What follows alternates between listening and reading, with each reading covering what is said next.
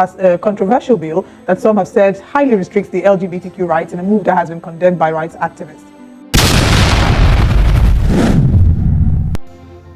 Honorable Sam, he still stands on his decision regarding to LGBTQ law that we are discussing in Ghana. And he said it critically clear that Ghana and Nigeria are West Africans. They are not America or the West. That West Africa, it is time for you people to wake up and do the things that are necessary, that is good for the citizens of your different countries. Before I open the full package, I would like you to touch the like button. Share this video. Now, whatever you think about this law that Ghana is passing right away, please drop it on the comment section. Whatever you think about it. Now, let's go there. But in the meantime, there's one major story that's making the rounds, and it's in West Africa. Absolutely. Precisely, it is in Ghana. Yes, indeed. Ghana's parliament have just voted to pass a controversial bill that some have said highly restricts the LGBTQ rights in a move that has been condemned by rights activists. The bill will punish those who take part in LGBTQ sexual acts, as well as those who promote the rights of gay, lesbian, or other non-conventional sexual or gender identities with time in prison. Well, the bill, one of the harshest, according to many of its kind in Africa, still has to be validated by the president before entering into law, which observers believe is unlikely before a general election in December 2024. Now, activist groups have called the Human Sexual Rights and Family Values Bill a setback for human values. Well, a setback, actually. That's what they've called it, for human rights, and also urged President Nana Akufo-Addo's government to indeed reject it. Well, joining us this morning is Member of Parliament for Ningo Pram, who introduced the bill. Welcome, Honorable Sam George. It's really, really good to have you this morning. Very good morning to you, and good morning to my brothers and sisters in Nigeria and across the African continent. Great. I'm going to go straight with the reactions, because yesterday we did talk about this bill, and there are indeed conversations still trending concerning this particular bill. Now, you have been at the forefront to ensure that this bill is passed, but just a few hours after that bill was passed, a spokesperson for the United States Department of State, that's Matthew Miller, has come to say that the United States is deeply troubled by the passage of the legislation, and he's saying that this will indeed affect a lot of persons who live in Ghana. What's your thought on his statements, especially looking at the fact that he's saying it could also hamper freedom of speech for Ghanaians?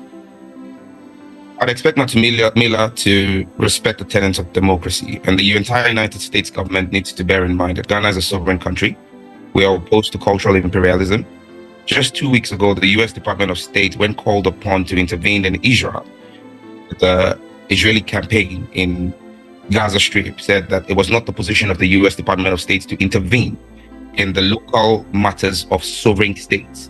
Ghana is not the 51st state of the United States. Ghana is a sovereign state on its own.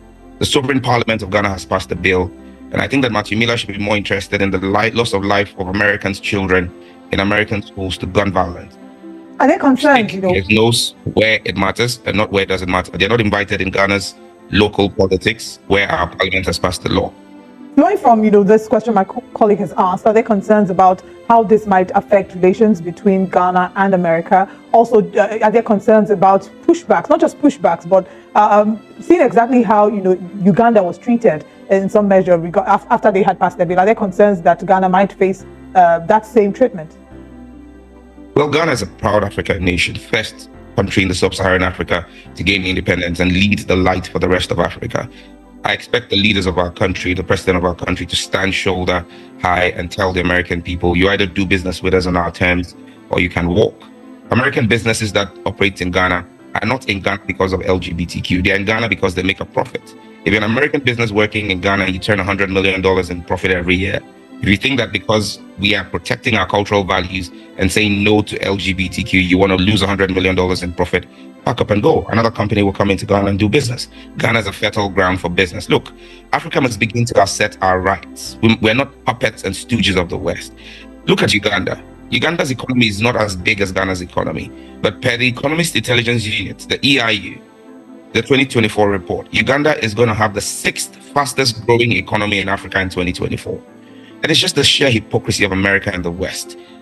doing business with Saudi Arabia and doing business with Qatar. Qatar spent 22 billion US dollars hosting the World Cup in 2022. 18 billion out of those 22 billion went to American and Western businesses. Qatar buys about $1 billion of military hardware every year from America. The punishment for homosexuality in Qatar is death. Nigeria passed a same-sex marriage bill as far back as 2015. In fact, your bill is more punitive than Ghana's bill. In Nigeria, the punishment in your law for same-sex marriage is 14 years imprisonment. The maximum in Ghana's law is just 3 years. Has Nigeria's economy collapsed? Has Uganda's economy collapsed?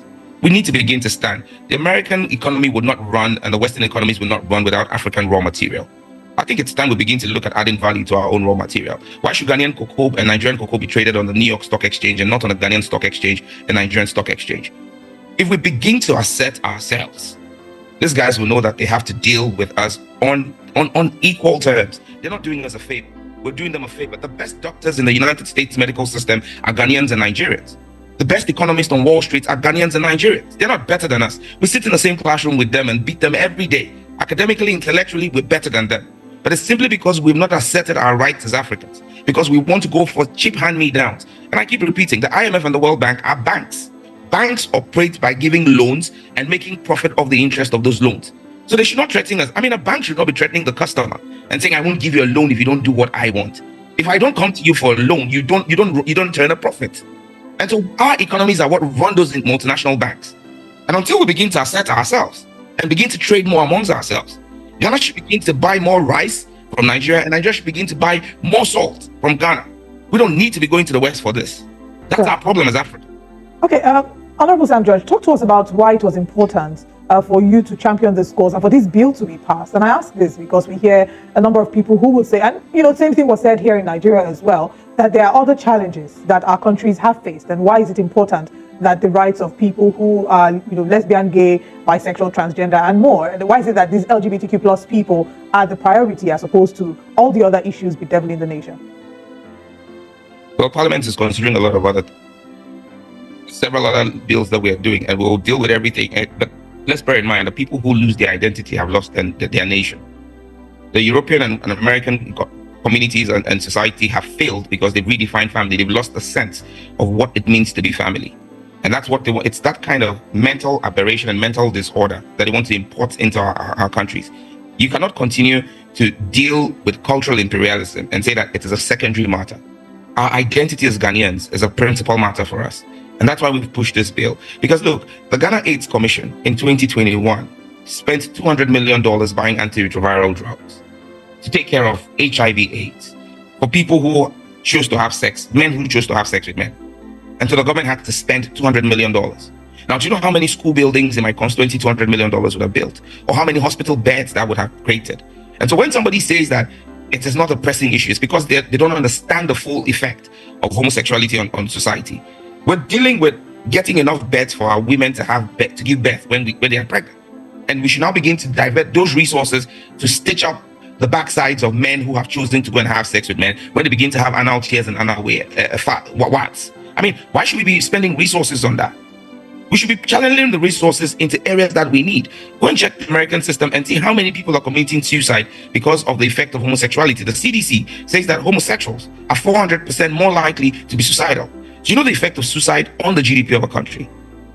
Do you know the fact that the young man who walked into a school in the United States 3 months ago and shot up 22 kids was transgender? And this all came from a mental disorder because of him having undergone a gender change or gender reassignment when he was 8 years old? I mean, is this what we want to bring into our society? I grew up in Nigeria, and I knew, and growing up in Nigeria, I could walk to my neighbor's house and have a meal with them. My parents weren't scared when I attended Command Day Secondary School in Oshodi at Nafrik Barracks. They knew I was going to go to school and come back. They weren't afraid that their son was going to get killed by a child who has been affected mentally because he's transgendered. And kids in my constituency in Ghana today go to school, play on the way back home, and their parents are safe. Their parents are able to contribute to Ghana's economic development because they know their children are safe. We're not going to just look even on the African continent. Which country has the highest crime rate? South Africa. Why? Because they've embraced homosexuality. It's one of the growing factors in that country. Look at every country that has embraced this and look at what has happened to their crime rate. This has ripple effects on society as a whole. We're not going to import the sickness and troubles of another country. We've got enough on our hands in Ghana and in Africa. All right, let's look at the role of media influencers, social media influencers. They've also been at the forefront, beating the drum for supporting the LGBTQ plus community. Does this law in any way touch on the freedom to canvas for the community, either on social media space, as we've seen that's quite proliferating? It's everywhere. We see it in acting, we see it in glamour and so on, even in mansions and so on. Does this law touch on any aspect of that for influencers in Ghana? Absolutely. We've gone after all technological and media platforms and said that you cannot use technological and media platforms to propagate stuff that is illegal in Ghana.